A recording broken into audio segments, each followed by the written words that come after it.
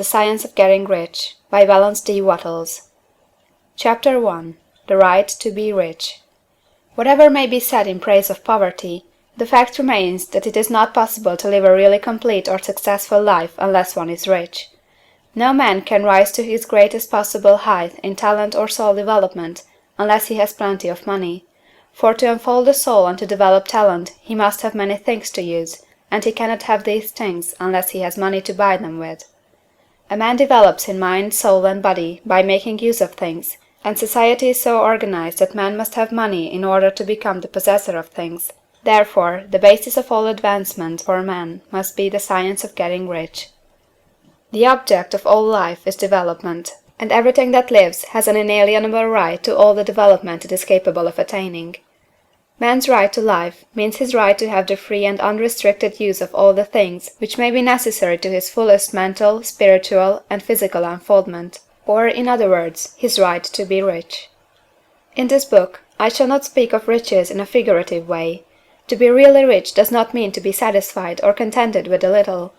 No man ought to be satisfied with a little if he is capable of using and enjoying more. The purpose of nature is the advancement and unfoldment of life, and every man should have all that can contribute to the power, elegance, beauty, and richness of life. To be content with less is sinful. The man who owns all he wants for the living of all the life he is capable of living is rich, and no man who has not plenty of money can have all he wants. Life has advanced so far, and become so complex, that even the most ordinary man or woman requires a great amount of wealth in order to live in a manner that even approaches completeness. Every person naturally wants to become all that they are capable of becoming. This desire to realize innate possibilities is inherent in human nature. We cannot help wanting to be all that we can be. Success in life is becoming what you want to be.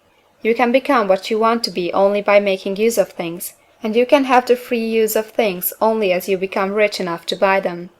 To understand the science of getting rich is therefore the most essential of all knowledge. There is nothing wrong in wanting to get rich. The desire for riches is really the desire for a richer, fuller, and more abundant life, and that desire is praiseworthy. The man who does not desire to live more abundantly is abnormal, and so the man who does not desire to have money enough to buy all he wants is abnormal. There are three motives for which we live.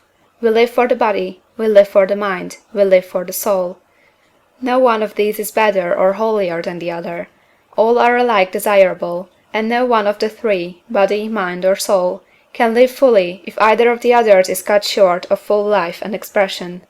It is not right or noble to live only for the soul and deny mind or body, and it is wrong to live for the intellect and deny body or soul.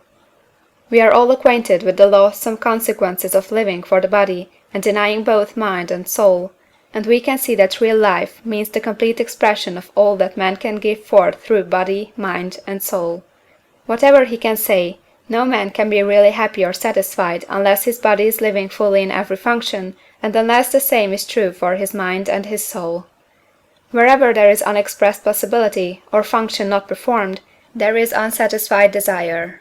Desire is possibility seeking expression, or function seeking performance. Man cannot live fully in body without good food, comfortable clothing, and warm shelter, and without freedom from excessive toil. Rest and recreation are also necessary for his physical life. He cannot live fully in mind without books and time to study them, without opportunity to travel and observation, or without intellectual companionship. To live fully in mind, he must have intellectual recreations, and must surround himself with all the objects of art and beauty he is capable of using and appreciating. To live fully in soul, man must have love, and love is denied expression by poverty. A man's highest happiness is found in the bestowal of benefits on those he loves. Love finds its most natural and spontaneous expression in giving. The man who has nothing to give cannot fill his place as a husband or father, as a citizen, or as a man. It is in the use of material things that a man finds full life for his body, develops his mind, and unfolds his soul. It is therefore for supreme importance to him that he should be rich. It is perfectly right that you should desire to be rich. If you are a normal man or woman, you cannot help doing so. It is perfectly right that you should give your best attention to the science of getting rich. for it is the noblest and most necessary of all studies. If you neglect this study, you are derelict in your duty to yourself, to God and humanity, for you can render to God and humanity no greater service than to make the most of yourself. End of Chapter 1.